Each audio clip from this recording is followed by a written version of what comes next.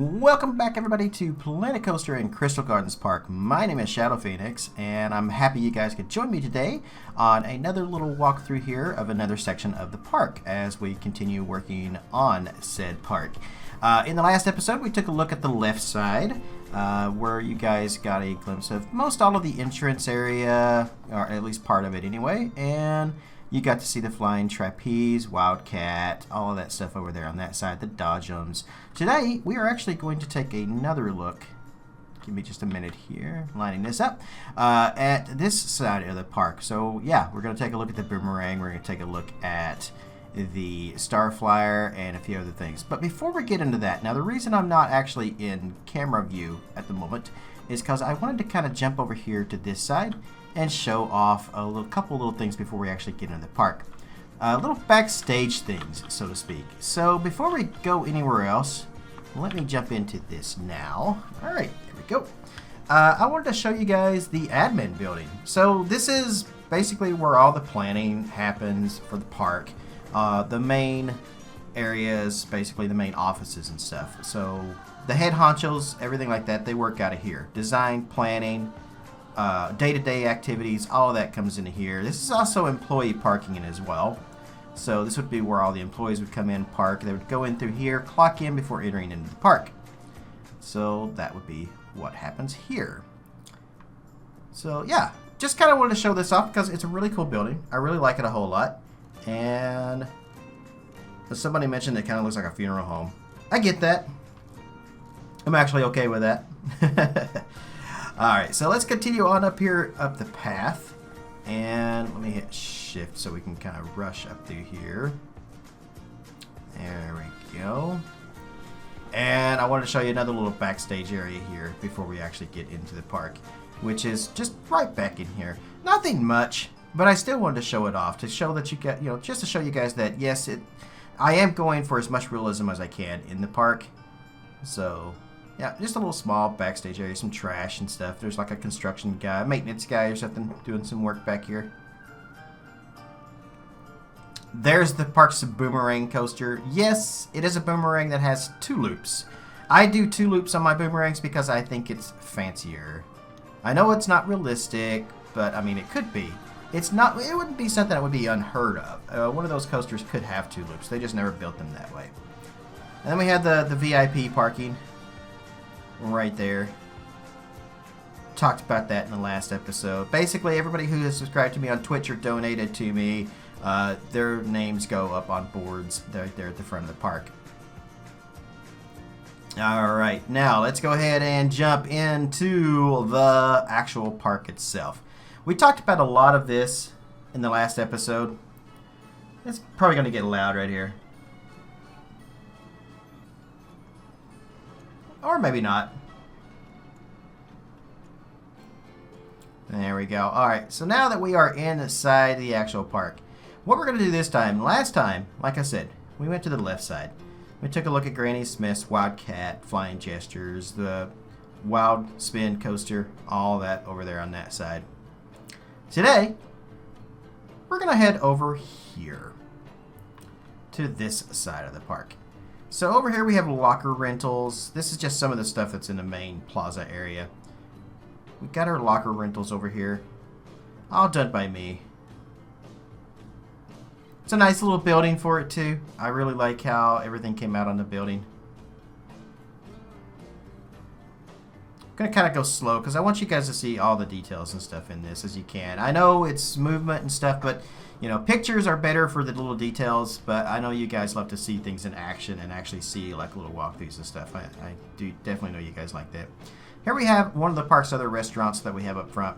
Rubles, which is, I named it, of course, after the famous Ruble Trillions, who we have his games and stuff in the park. So, decided to kind of give a little shout out to some of the most famous Planet Coaster players that I know.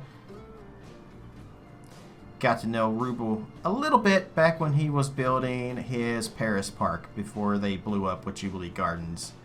But yeah, him and Commando Santa. Alright, so as we're going up on this area, here is one of the biggest bathrooms up front here of the park. Right here. You see I put the little water fountains and stuff in there as well. It's got double. And then let's turn around here. Here's one of the oldest rides in the park. One of the classic roller planes. You can see it's not, it just seems like it's just kind of been built around through the ages.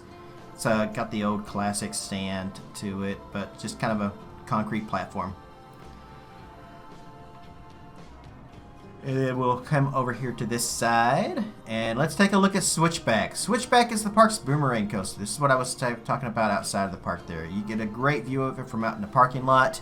It's positioned perfectly. This was one of the first coasters I built in the park. Wildcat, I think, was the first coaster, and I think this was the second coaster I added to the park. But it's still technically one of the first. It's got its own little custom sign there. I was kind of hoping to catch the cars go over there, but they're not running right now at the moment. I just saw them running a second ago, so it should be here just a second. It's actually coming through. So why is it named Switchback? I don't know. It sounded cool. I kind of like it.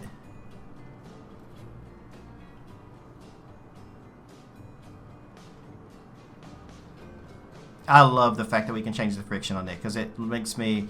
Some people say my coasters may seem too fast to them. I think leaving them alone makes them seem too slow. So I like to give them a little bit of speed just for the thrill factor.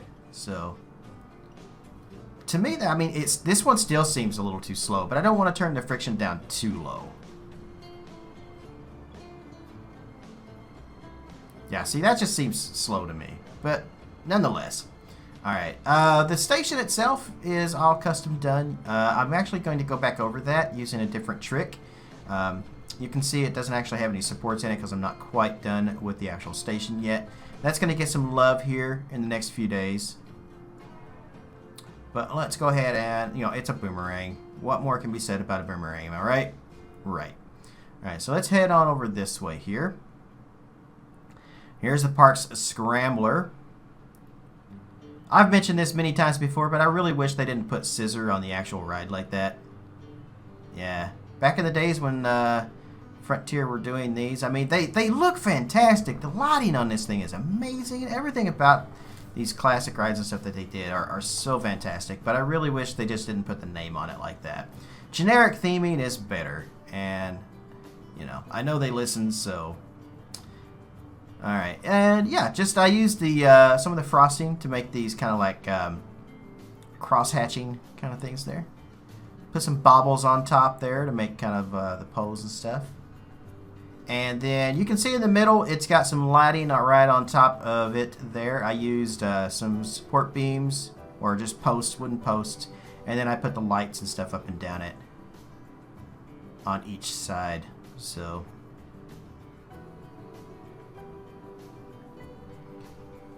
Got some gardening done around it. Over here, this is the exit for Switchback. And then here is the biggest dining area in the entire park. This is the Crystal Gardens Plaza. It's a buffet restaurant. Basically you go in there, you can pay a fee and get whatever you want, buffet type. It's got all kinds of seating all the way around it. And we'll take a look around that in just a second.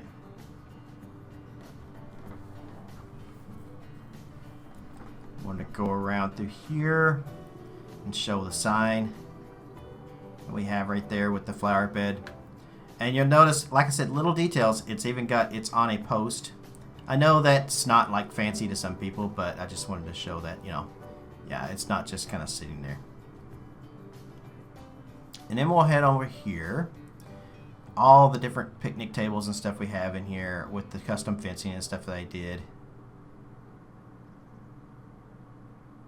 And we'll go around this way.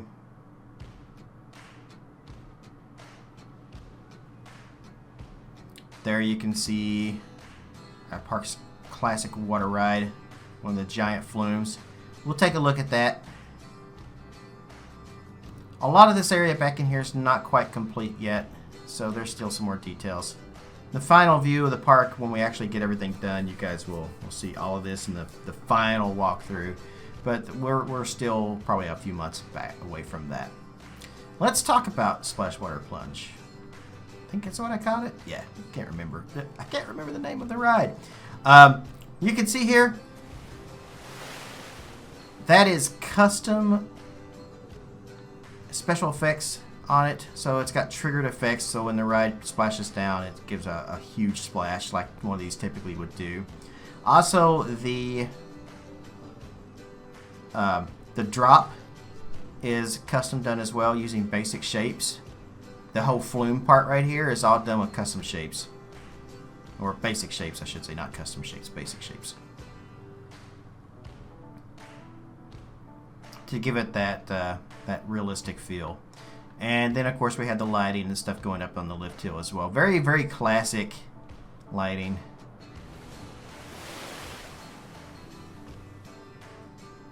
We'll spin us around here. And we'll take a look at the station here. We'll come back to the station here. This is the exit ramp. Guests can also, if it's a hot day, you don't actually want to ride the thing or the line's too long or something, which usually the line on this on a hot day is quite long. Just want to get cooled down, just want to get a good splash. You can stand on that that bridge right there. Alright, and then let's come over here and let's take a look at Starflyer. Very generic. I mean, these things are literally called Starflyers. That's what their actual name is. But the park didn't even want to go with a different name or anything, so we just called it Starflyer.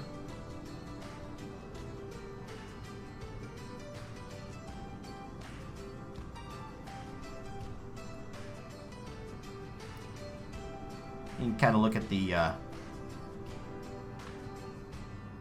station and the queue line going around it there.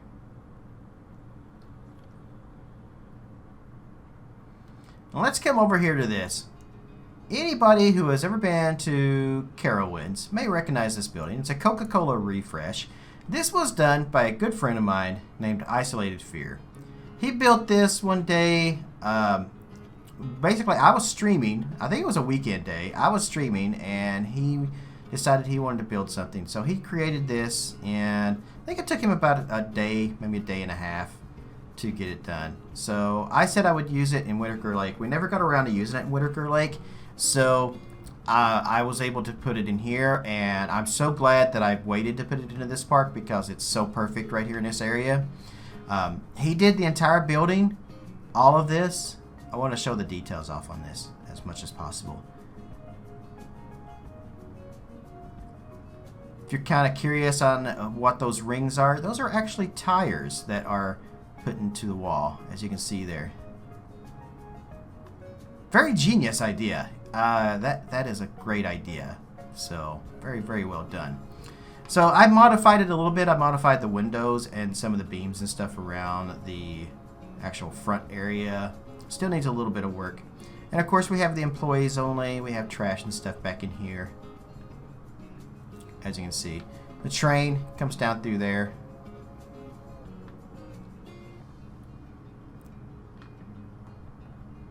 So we will take a look at that in a minute, I think.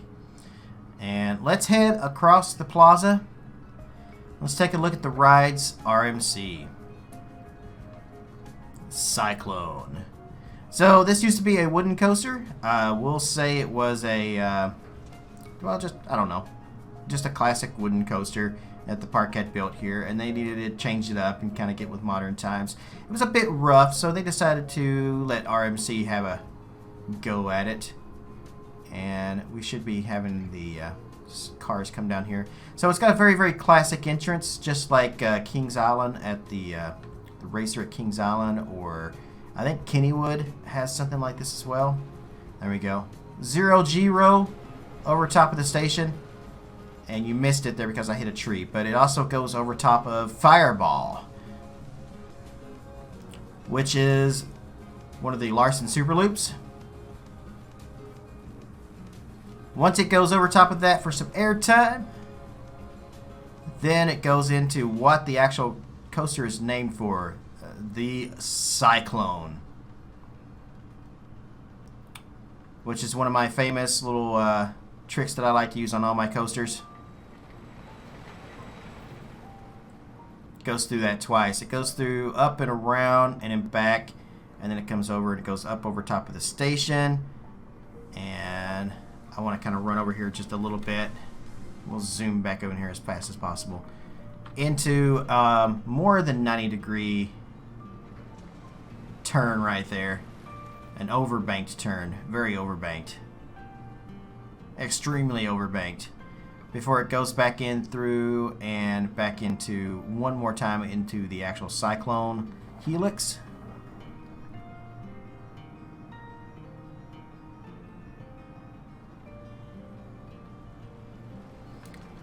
Got an awesome little pretzel stand here. I didn't make that. That was on the workshop. Trying to remember who did it. I want to say Remnant. I think it was Remnant that did those. Those are very genius. There's a couple of them in the park here and there. And we'll come over here back to the Coca-Cola refresh station, which is just a cola refresh station basically. You see the shadows of the Starflower coming down right there. That's pretty cool. And we're just going to go as far as the actual thing over there. You can see Leviathan in the background right there. We'll take a good look at Leviathan in probably the next episode. But here's some bathrooms for more people here. Nice little signage there. You can see that the iron on this thing, on this sign, is actually white. Apparently that is going to get fixed in the next update that we get, which should be coming very soon. We don't have any time frame or anything on it, but it has been confirmed that the iron pieces that are white have been fixed, as well as the fairy tale roofs. I reached out to Sam Denny on Twitter, and he actually responded and said it has been fixed. We're just waiting to get it out to you. So the next update will feature the iron roof, the iron fixes that turn white after 1.6, as well as the fairy tale roofs, which have been white since the summer update last year. One of the last rides here in the park, on this section here, that we're going to take a look at, is one of my favorites. I love this ride so much. I really do. I put it in every park that I build. It's one of the very first rides I usually will plop down. I love the balloons on this. I really do. I'm so glad that we actually have this. Roller Coaster Tycoon 3 didn't have this, but I'm glad that we got it in Planet Coaster. And there's another one of the little carts. And then we have some more section down there. Now that section down there is not done yet, so we're not actually going to talk about that. But I did want to kind of give you a glimpse over there of that. So there you have it, guys. This is the second part of my little walkthrough series. It's probably going to be at least 5 parts, I think. There's a lot to show off in this park. Every time I'm streaming, people always come in and they want to take a look around the park and stuff. So since we're still building in the park and everything we're building right now is just detail work, there's not a whole lot to actually do construction show-offs and time lapses and stuff. I'm literally doing things like curving and bushes and flowers and little stuff like that. There's a few new rides that you guys haven't seen yet, but I mean it's pretty much all done except for the detail work at this point, and that's what we're trying to get done. So yeah, let's see, a couple of things I want to other things I want to talk about. In the links below in the description, there is a Snapchat link. You guys can add me to Snapchat, and I want to talk about this a little bit. So once you add me to Snapchat, if you want to comment on Snapchat, delete your comments and with the audio versions and stuff, and the best ones I will play back during one of my upcoming videos. And just basically it's a way to kind of get your comment heard by the audience if you want to get your voice on there. Fresh Popcorn is a great guy who does City Skylines videos, and it's something that he does and his fans really seem to like it. It's something unique, and I think maybe that could help grow our little community here. So it's a good way to hear from you guys. So you guys can send me Snapchat messages, and the ones that I pick out, the best ones, I will showcase in an upcoming video. And that's something we'll probably do in a few videos from now. So Heading back up to the front of the park. I think, you know, we can talk about one more thing here at the front of the park, which is the train station. I don't think we've really talked about the train station much.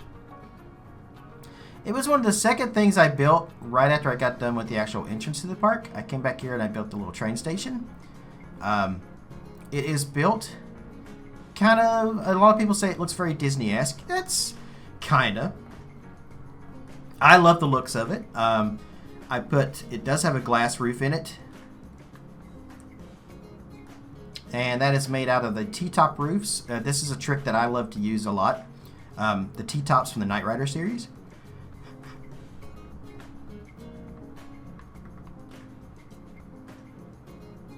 It's got the clock on top of it. I didn't want to put the train station right on top of the actual park entrance because that was just too Disney-like. And I didn't want to do that. So instead, I decided to put it down here. Or just kind of up away. So it's still in the center plaza, but nonetheless, it's down here.